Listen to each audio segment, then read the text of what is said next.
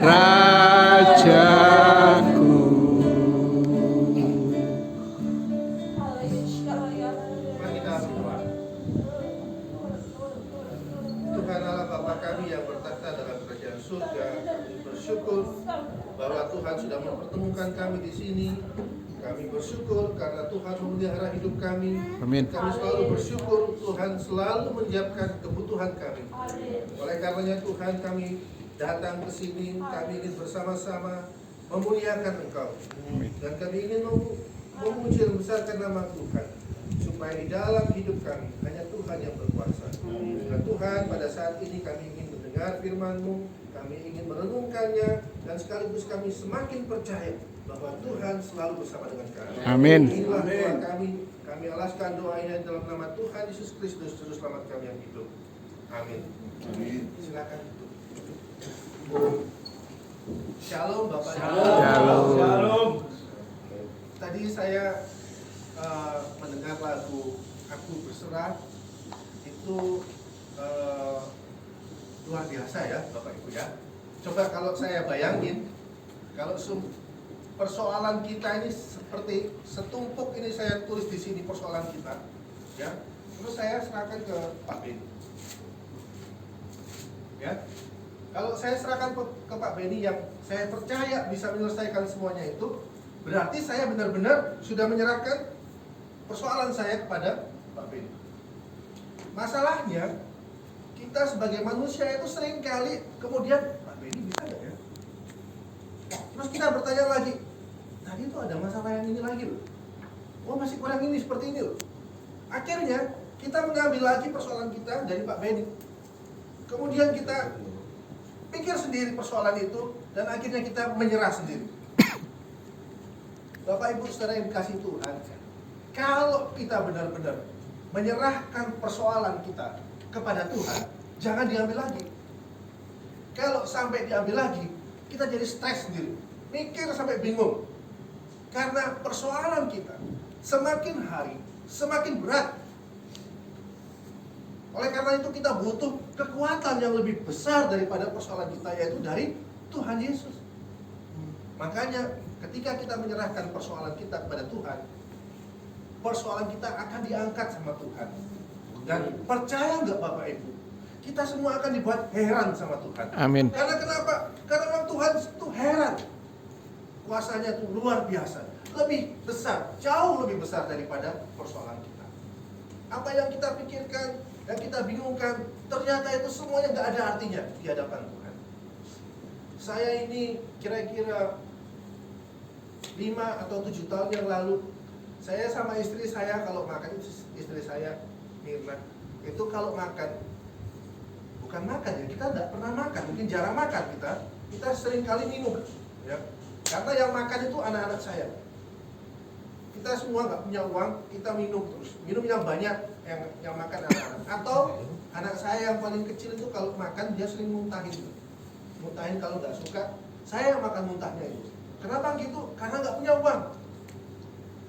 Tapi orang yang bersama dengan saya, yang mengutus saya ke sini, dia bilang sama saya, serahkan benar sama Tuhan. Dan Tuhan akan mengangkat kita. Itu luar biasa. Makanya saya benar menyaksikan, dan saya berharap lagu tadi benar-benar menjadi pegangan kita untuk menyerahkan segala persoalan kita ke hadapan Tuhan. Tuhan akan membalikan semua masalah kita dan membuat kita akan terkagum-kagum karena kuasa Tuhan.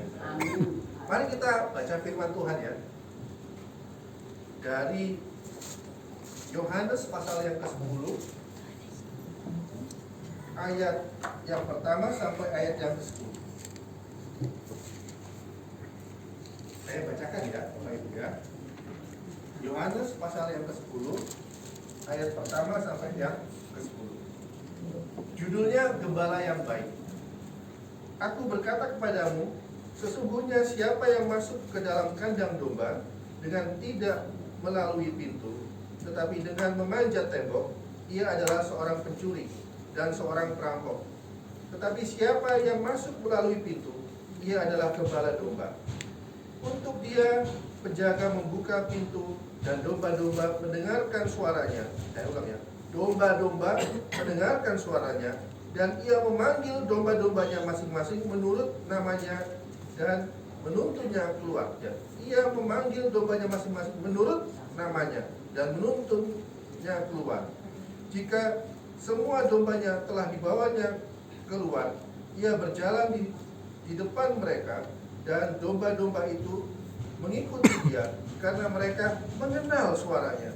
Tetapi seorang asing pasti tidak mereka ikuti, malah mereka lari daripadanya karena suara orang-orang asing tidak mereka kenal. Itulah yang dikatakan Yesus dalam perumpamaan kepada mereka. Tetapi mereka tidak mengerti apa maksudnya. Ia berkata demikian kepada mereka. Maka kata Yesus sekali lagi, aku berkata kepadamu, sesungguhnya akulah pintu ke domba-domba itu. Semua orang yang datang sebelum aku adalah pencuri dan perampok, dan domba-domba itu tidak mendengarkan mereka. Akulah, balik lagi ya, akulah pintu. Barang siapa masuk melalui aku, ia akan selamat, dan ia akan masuk dan keluar dan menemukan padang rumput. Pencuri datang hanya untuk mencuri dan membunuh dan membinasakan. Aku datang supaya mereka mempunyai hidup dan mempunyainya dalam segala kelimpahan. Sampai demikian firman Tuhan. Yang percaya itu yang selalu berserah sama Tuhan dan menyerahkan hidupnya sama Tuhan. Ya. Bapak Ibu Saudara yang dikasihi Tuhan, ada seorang asing datang, orang bule datang ke Jogja, sebuah toko. Terus dia datang ke toko itu, dia ngomong sama pemilik tokonya, dia bilang kayak gini ya. Sambil pakai bahasa Indonesia yang terbata-bata, dia bilang, apa di sini jualan kucing Angora? Ya.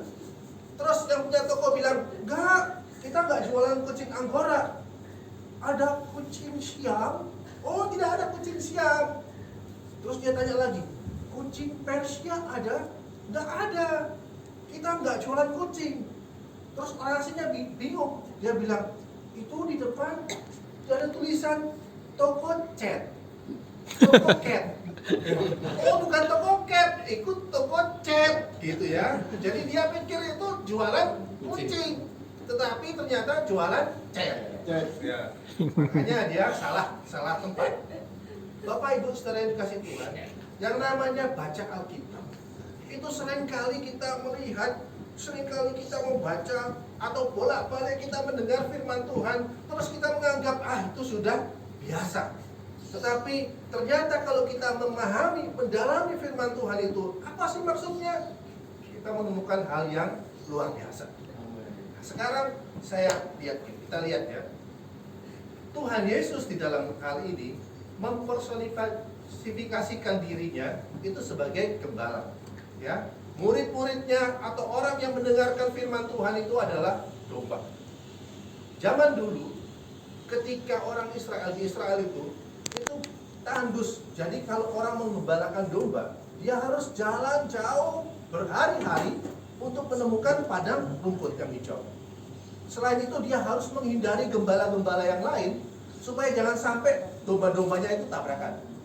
Jadi bisa bayangin Bapak Ibu Saudara, dia jalan jauh sekali ya, sampai berhari-hari. Oleh karena itu dikatakan para gembala ini sampai tidak mengkuduskan dirinya.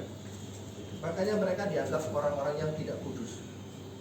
Dan ketika mereka sampai ke situ, kemudian mereka bikin kandang. Bapak Ibu Saudara, ini yang rodok, yang saya agak membingungkan ya. Gembala ini dianggap tidak kudus. Tetapi Tuhan memakai gembala sebagai perumpamaannya. Dan Tuhan juga mengizinkan orang yang pertama untuk mendengarkan akan kelahiran Tuhan Yesus adalah gembala. Padahal murid-muridnya bukan gembala. Dan juga kalau kita lihat di dalam Injil, yang namanya gembala itu cuma yaitu ketika gembala menemui Tuhan ketika masih bayi, dan juga gembala babi. Yang lain nggak ada. Ya cuma ini. Gembala itu sangat spesial. Coba kita lihat lagi ya. Nah setelah ini, kita lihat ketika mereka sampai kepada rumput hijau, padang yang hijau, mereka kemudian nggak bisa langsung balik ke rumahnya. Oleh karena itu mereka harus bikin kandang. Teman-teman, kalau di padang rumput yang hijau bikin kandang pakai apa? Ini bukan di hutan loh ya. Di rumput hijau padang. Kalau bikin kandang pakai apa?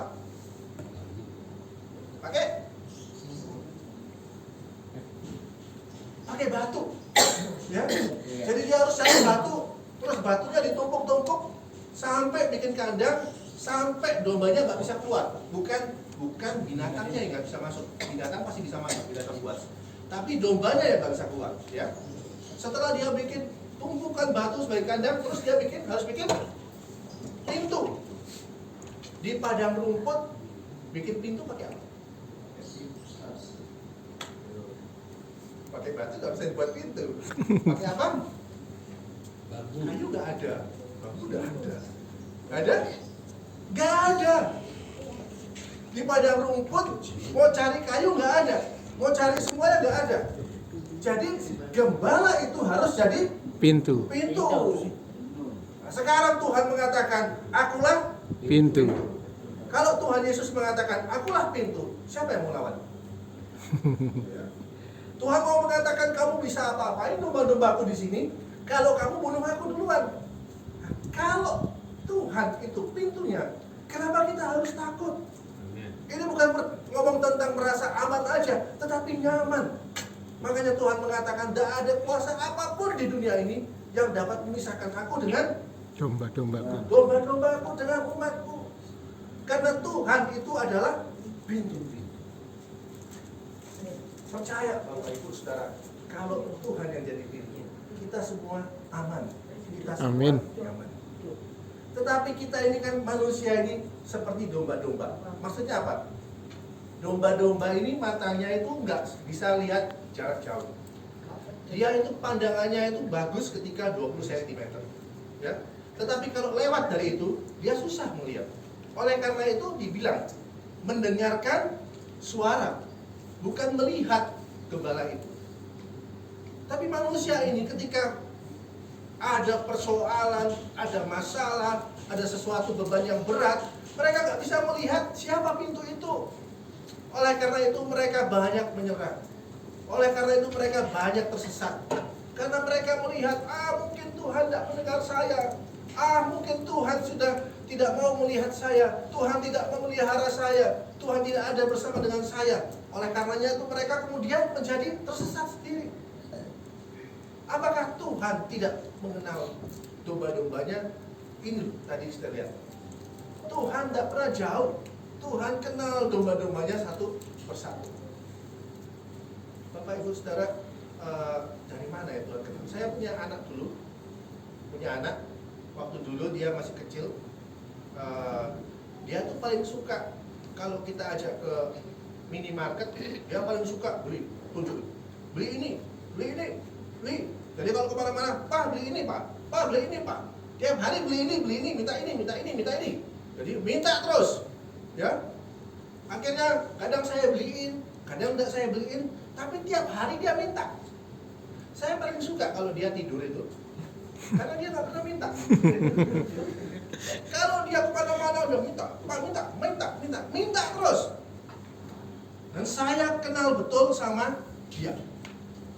Suatu saat ketika saya tidur, waktu saya capek, terlelap sehabis dari kerja, tiba-tiba dia teriak, Papa, aduh, gitu ya. Waktu dia teriak, Papa aduh, langsung saya mencolot. Ngerti ya mencolot ya? Saya lompat untuk menolong. Di mana Vita anakku? Kenapa kok saya tolong? Karena saya kenal Suaranya. Coba itu yang minta tolong tetangga saya mungkin nggak kenal suaranya siapa. Saya tetap tidur. Saya kenal suaranya karena bolak-balik minta. Tuhan itu pasti kenal dengan kita kalau kita bolak-balik berdoa sama Tuhan. Amin. Kalau kita berdoa, memohon, dan seringkali kita harus akui kita lebih banyak minta sama Tuhan kan? Tapi kalau kita itu anak Tuhan dan Tuhan memberikan kita apa yang diperlukan oleh kita dan Tuhan mengenal suara anak-anaknya. Ketika kita berteriak minta tolong, Tuhan pasti Tolong. karena Tuhan mengenal. Itulah hebatnya Tuhan. Domba-domba kenal suaranya dan gembala itu kenal masing-masing. Jadi tidak mungkin gembala itu membiarkan kita itu berjalan sendirian. Kalaupun kita kemudian tersesat, gembala itu tahu loh kemana kita tersesat. Bukan itu kalau kita membaca tentang perumpamaan domba yang hilang, itu bukan cerita tentang hitung-hitungan 99. Ya, yang satu yang hilang terus kita hitung-hitung, yang mana itu yang 9, yang satu itu di mana? Gitu ya. Bukan. Bapak Ibu kalau saudara semua lihat domba-domba, kalau segitu banyaknya, kita bingung. Membedakan domba yang satu dengan domba yang lain itu bingung. Apalagi cari yang tersesat itu kita bingung. Jangan-jangan nanti itu kita dombanya orang lain yang kita ambil, bukan dombanya kita. Ya, tetapi Tuhan bilang gembala kenal domba-dombanya satu persatu. Bukan hanya kenal bentuknya seperti apa, tapi kenal juga sifatnya seperti apa. Kebiasaannya bagaimana.